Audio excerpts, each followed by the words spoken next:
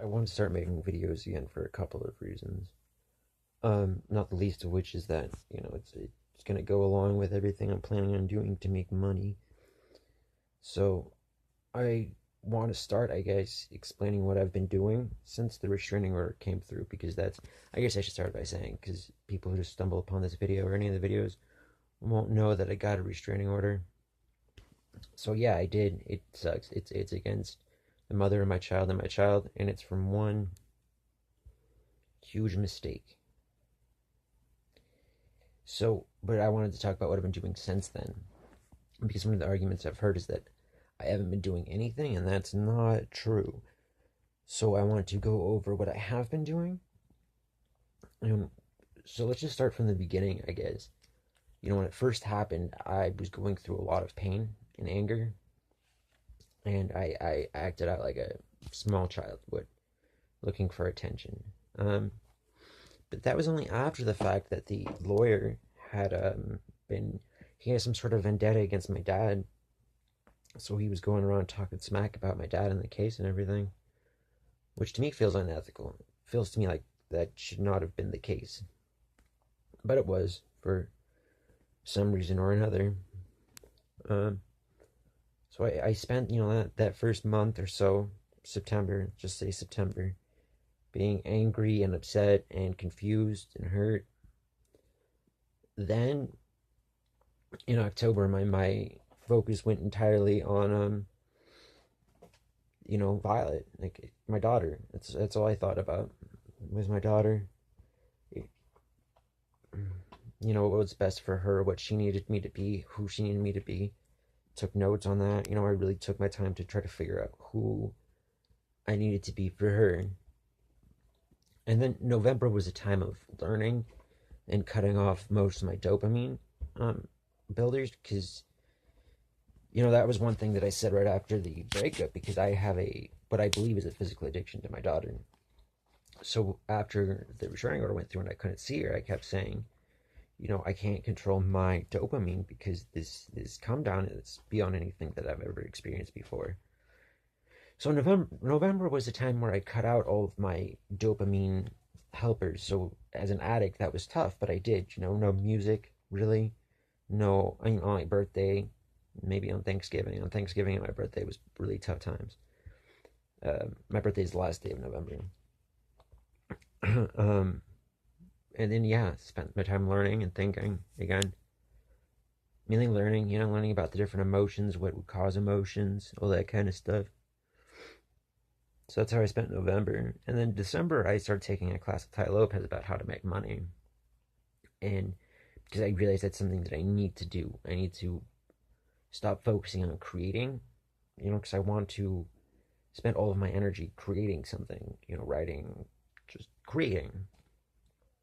But no, I need to focus more on building an income that will let my daughter to be able to be more stable than I am right now. So that's how I spent December, and it's still December, and we're about to close out. So I'm about to start enacting everything that I learned about how to make money and plans that I've made and decisions I've made, which I won't go into here, to start to build, build an income, build stability, and that's about it. I realized in that time that, everything I did was a mistake. I lost everything I cared about. I lost my home, I lost my family. I don't like it. But I've matured since then, and I've changed, and I've learned. I've learned so much about myself, about the world, about emotions. And it was the only way I could see breaking the cycles that kept getting me in trouble was to be more educated on things. So that's what I did, And now we're at a time when it's time to nut up or shut up, Start making videos like this, start promoting an email list, start writing the email list, of course. And the other things I'm planning on doing, which, like I said, I don't want to go into my business here, but email list is number one. of importance for any new business, I suppose.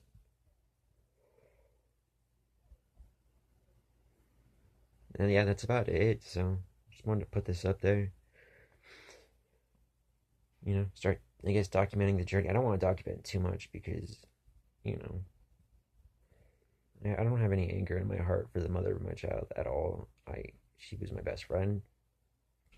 She was the best thing that ever happened to me, and I screwed up. And I need to change. I need to fix this for my daughter. I know what's best for her. So there's that too. It sucks because I think she's still scared of me. It's terrible. I'll admit, I'll be the first person to admit that I used to be a much different person before the birth of my daughter. But when I realized that I was somebody who would manipulate others, I stopped. I did everything in my power to stop doing that. For it now to come back and bite me like I'm some sort of master manipulator when I don't do that anymore. It sucks. I wish if she would have came at me before, I would have been like, oh dang. I guess I didn't realize that, but I had realized it and it had changed. It doesn't make any sense why it's coming back to haunt me so much now, but it is. So that's just that. That's just life, I suppose. Um, I just want to see my daughter. It's important that I fight for her too, because if I fight for her, if I don't fight for her, she's gonna spend her entire life wondering why she wasn't important enough to be fought for. So I have to fight for her. And then I need the time with her because I need to prove to her that I did fight. And then I worry about parental alienation, which is something I just learned about recently.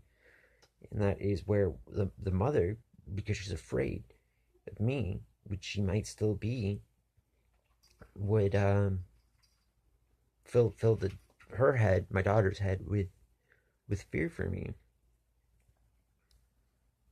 So to prevent that, I think that I need open discourse with the mom too. So hopefully we can go to court for this. Hopefully the judge will hear me out, will understand, and hopefully we can talk about it then.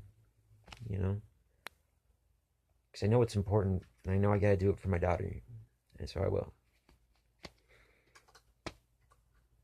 If I keep talking about this, I'm gonna get all choked up though. So that's it for now. Take it easy.